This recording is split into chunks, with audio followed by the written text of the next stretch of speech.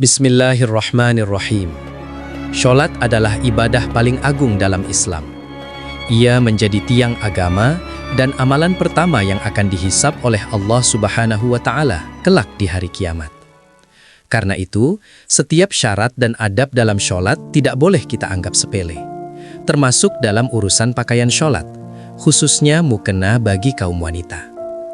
Banyak muslimah yang mengira selama memakai mukena, maka sholatnya pasti sah. Padahal, tidak semua mukena memenuhi syarat syar'i. Ada beberapa jenis mukena yang dilarang atau tidak memenuhi syarat sholat, sehingga bisa membuat sholat menjadi tidak sah tanpa disadari.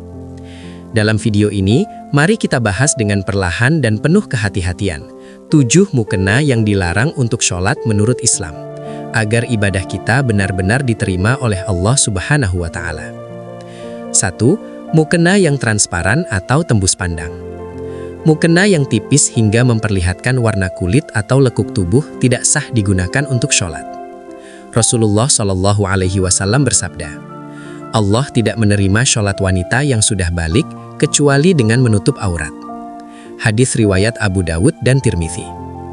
Jika mukena masih memperlihatkan rambut, leher, atau warna kulit, maka aurat belum tertutup sempurna. Sholat yang dilakukan dalam keadaan aurat terbuka hukumnya tidak sah. 2. Mukena yang ketat dan membentuk lekuk tubuh.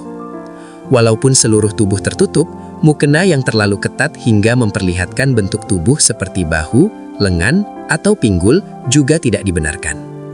Allah Subhanahu wa Ta'ala berfirman, dan janganlah mereka menampakkan perhiasannya kecuali yang biasa tampak darinya. Quran Surat An-Nur ayat 31. Mukena seharusnya longgar, jatuh, dan tidak menampakkan bentuk tubuh. Karena tujuan menutup aurat bukan hanya menutup kulit, tetapi juga menutup bentuk tubuh. 3. Mukena dengan gambar makhluk bernyawa.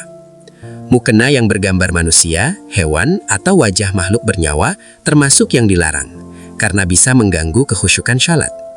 Rasulullah Shallallahu Alaihi Wasallam bersabda, sesungguhnya malaikat tidak masuk ke rumah yang di dalamnya terdapat gambar.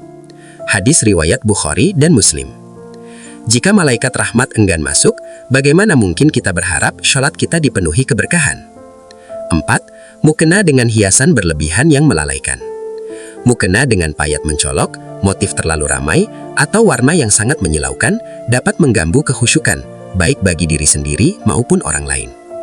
Rasulullah Shallallahu Alaihi Wasallam pernah menegur sahabat karena pakaian yang melalaikan dalam sholat. Beliau bersabda, sesungguhnya sholat itu adalah munajat antara seorang hamba dengan Robnya. Hadis riwayat Ahmad. Mukena seharusnya membantu hati untuk tunduk, bukan justru mengundang lalai. 5. Mukena yang najis atau tidak suci. Mukena yang terkena najis seperti darah haid, air kencing, atau najis lainnya tidak boleh digunakan sholat sebelum disucikan. Allah Ta'ala berfirman, dan pakaianmu maka bersihkanlah. Quran Surat Al-Mudaththir ayat 4. Kesucian pakaian adalah syarat sah sholat. Banyak yang meremehkan hal ini karena tidak terlihat, padahal dampaknya besar. 6. Mukena yang menyerupai pakaian laki-laki atau orang kafir. Mukena yang menyerupai pakaian khas laki-laki atau menyerupai pakaian ibadah agama lain juga tidak dibenarkan. Rasulullah Shallallahu Alaihi Wasallam bersabda, Allah melaknat laki-laki yang menyerupai wanita dan wanita yang menyerupai laki-laki. Hadis riwayat Bukhari. Mukena adalah simbol ibadah. Ia harus mencerminkan identitas muslimah yang menjaga adab dan kehormatan. 7. Mukena yang diperoleh dari harta haram. Mukena yang dibeli dari hasil korupsi, riba, menipu, atau harta yang tidak halal juga termasuk penghalang diterimanya sholat. Rasulullah Shallallahu Alaihi Wasallam bersabda, sesungguhnya Allah itu maha baik dan tidak menerima kecuali yang baik. Hadis riwayat Muslim. Bagaimana mungkin kita menghadap Allah dengan pakaian yang berasal dari sesuatu yang dimurkainya? Saudariku yang dirahmati Allah, mukena bukan sekadar kain penutup tubuh. Ia adalah pakaian kehormatan saat kita berdiri menghadap Rob semesta alam.